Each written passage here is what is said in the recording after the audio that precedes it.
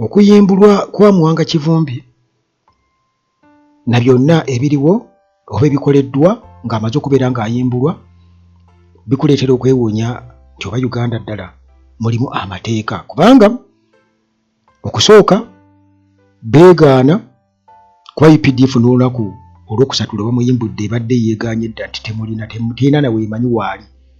Kakati ng'amaze okubeera nga ateebwa abasajja ababadde bambadde engoye ezitalinaako kitongole kyonna ekikuuma ddembe, abamulese ne bamusula ku poliisi e Nateete, oluvannyuma n'aggyibwawo ku poliisi e Nateete, kubanga bwe baali musudde ku poliisi e Nateete baali badde bamuta buti awo kyalo tetulina kye tukumanyiiko, naye bamutute mu kkooti bamuvuze bukubirire paka Butambala mu kkooti n'emurimandinga paka ennaku z'omwezi nga 11 omwezi ogw'omunaana. Kati ne weebuuza nti kakati ate UPDF negabo tebamumanyi, poliisi baatugamba tebamanyi mayitire ge. Kakati olwo avunaanibwa ki? Kati awo amateeka e Uganda we gakusoberera, kubanga nsuubira okubanga mu kkooti biba birayiro, affidavits ze bakubirako ebirayiro, tetumulina, tetumumanyi, tetulina bwe tumumanyi. Kakati ate kijja kitu kubanga omuntu gwe batamanyiko mayitire gwe baawamanga ne poliisi weeri ku road block ya poliisi yo yatunula butunuzi nga munnansi awambibwa, ekyo nakyo kiri awo munnaye. Kale kaweefube abadde ow'okubuuza Muwanga Kivumbi wa gy'ali nga CDF Tanyega n'abalala, kirungi nti amaze n'alabika bamusudde ku poliisi e Nateete ku makya ag'olwokusatu ennaku z'omwezi nga 29 omwezi ogw'omusanvu, era Mildred Lubega Sseggona atunnyonnyola ebisingawo akawunvu n'akagga ku ebyo ebibadde mu kkooti, naddala nga bavudde mu kkooti biki oba ki ekiddako ku nsonga eyo. Omenya amateeka mu kkomera erimenya amateeka abadde mu kifo ekitali gazetted ekitamanyiddwa mu mateeka takkirizibwa okulaba looya we, musawo we wadde ow'oluganda lwe nga ssemateeka bw'agamba.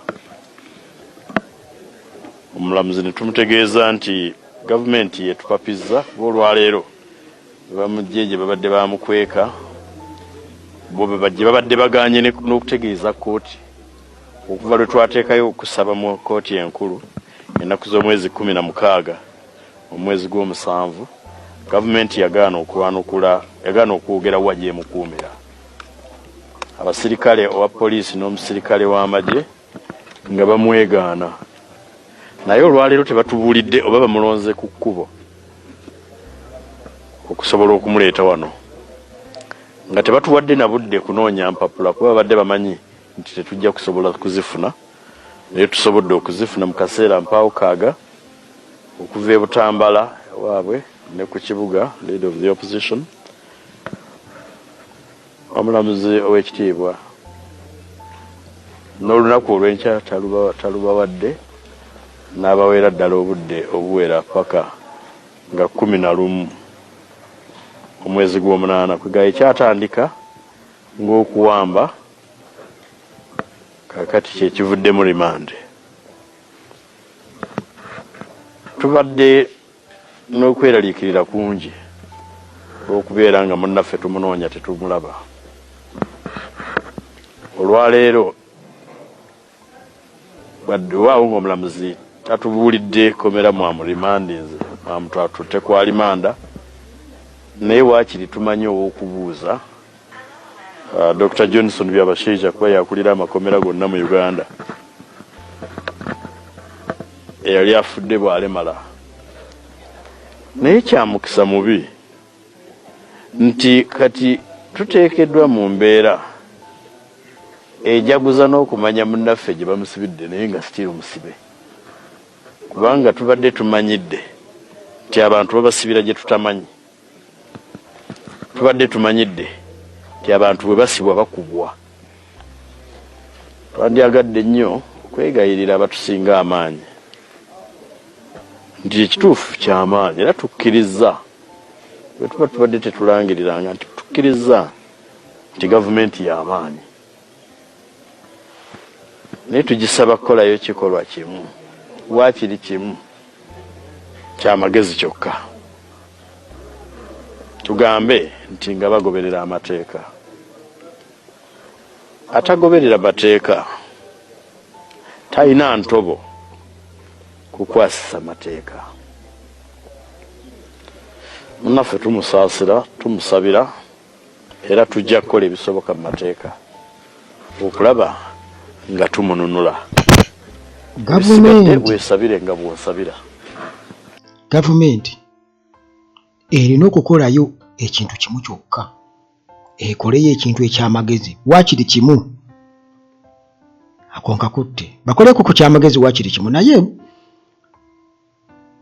still ng'era Mildred Lubega Sseggona bw'agambye nti eyali afudde bw'alemala nti Muwanga Kivumbi kirungi tetumanyi byayiseemu, kubanga tusuubira okuba nti ennaku ze bamumazizzaayo eyo babadde balinda awone okusinziira ku nkuba gye baamukubamu, naye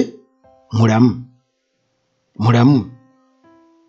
Era nze nsigala nkyagamba nti ab'opposition bonna essaawa eno bwe tuli oba oliawo twalibadde twewalanya abasajja bano okubeera nga tugwa mu mbi zaabwe, kubanga munnange obulamu busobola okugendera awo, ate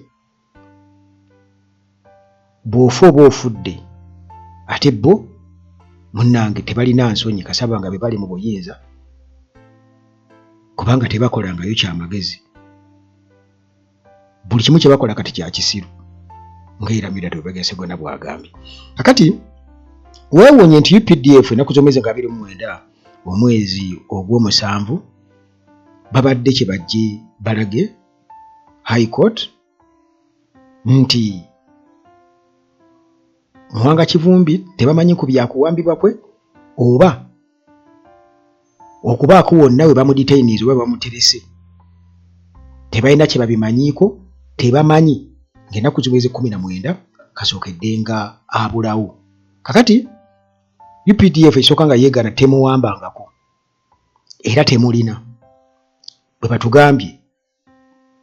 Era wano Lieutenant Colonel Edgar Musaasizi ono yategeeza n'agamba nti bakoze checks mu gazetted military detention centers nti tebamusanzeeyo. Ye bw'ate bw'ategeezezza kooti Muwanga Kivumbi eno bamuleeta eno yeeno mu kooti affidavit gyakubiddeko ekirayiro bwete bwekola ki bwegamba. Kakati bano era nga bawakanya ekya kooti okubeera nga eteekawo, babadde bakiwakanya ekyokubeera nga eteekawo habeas corpus nga bagamba singa eba ekitaddewo kirina okujja ne costs bwe batyo bagamba sebo businga kizuuka nti tebamulina balina okukyesasulira, kati ani alegenda okugendayo. Ono omukulu atutegeezezza, kakati tuli ku bigambo bya Lieutenant Colonel Edgar Musaasizi. Bw'owulira erinnya ogamba nti ddala Musaasizi naye muganda wange. Erinnya Musaasizi baali badde bamutuuma Lieutenant Edgar Wattima. Kakati poliisi nayo bwetyo nga bagamba nti tebamanyi whereabouts za Muwanga Kivumbi. Bwe batyo babadde batugamba era nga ne answers tebazituwa ziri awo za makulu.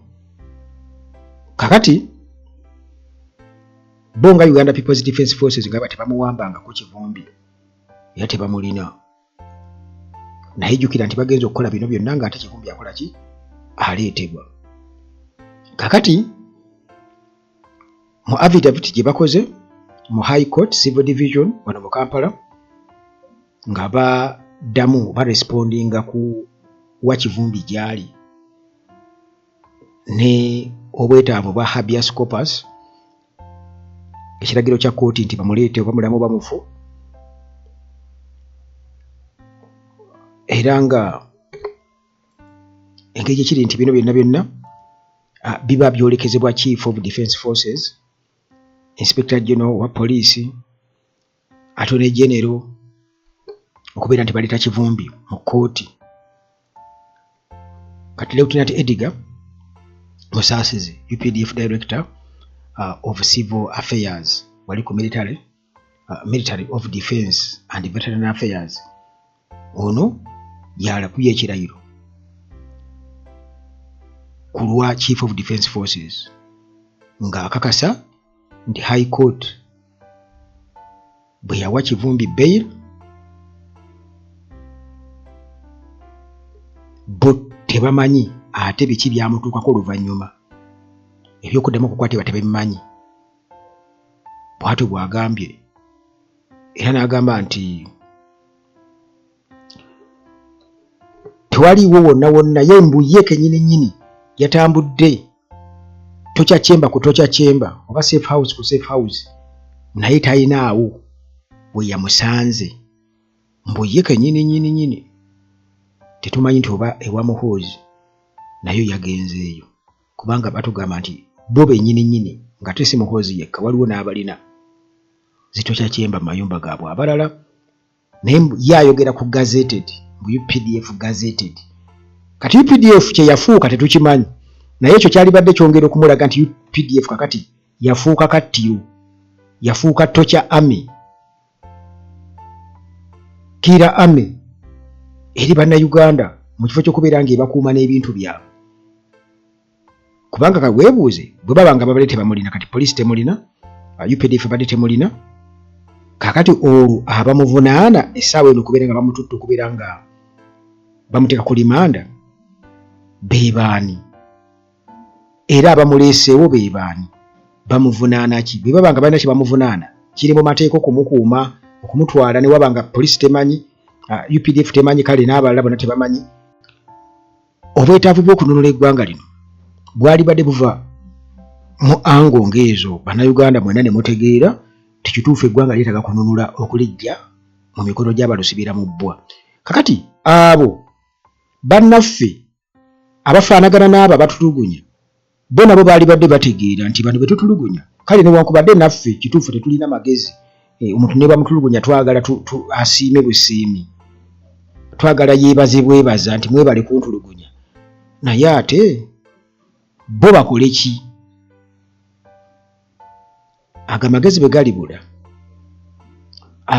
amagezi bwe galibula nze njagala okubagamba nti ekijja si muntu kubanga bannansi definitely balina okwekyawa ate nga beekyawa dda kati okwekyawa kuno kumubadde mwebuzaabuza ne demokurasiya bikimbwe ate kati olaba kooti kati kitegeeza nti kati buli munnayuganda agenda ategeera nti ebyo tebiriiwo kitegeeza nti kaakati asooka okunasula munne yabeerawo survival for the fittest tugenda mu survival for the fittest